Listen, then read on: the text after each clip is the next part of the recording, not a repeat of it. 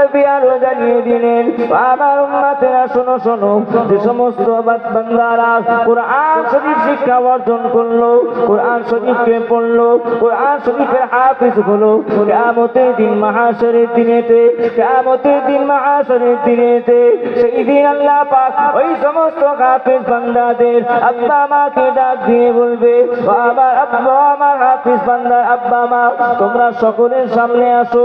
তাদের মাথায় আল্লাহ পাক নূরের টুপি পরিয়ে দেবে।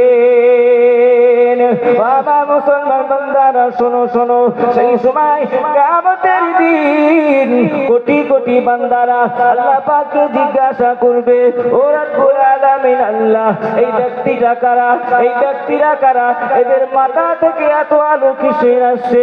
ওই সময় আমার আল্লাহ পাক জানিয়ে দিবে, আমার বান্দারা শোনো শোনো, এই সমস্ত ব্যক্তিগুলো তারা যারা নিজেদের সন্তানকে হাফিজে কোরআন বানিয়েছে।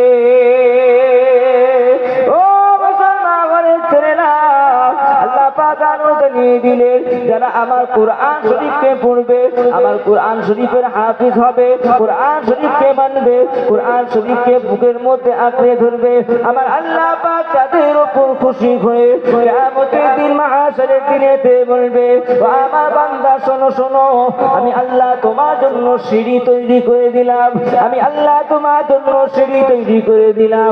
প্রত্যেকটা সিঁড়ির মর্যাদা আমি আল্লাহ দুনিয়া থেকে বেশি দিয়েছি।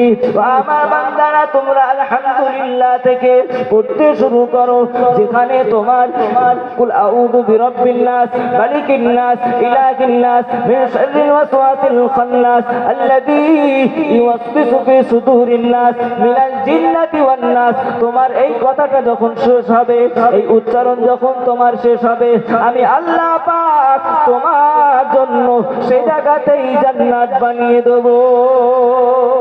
একটু জোরে বলুন না সুবহান। যেখানেই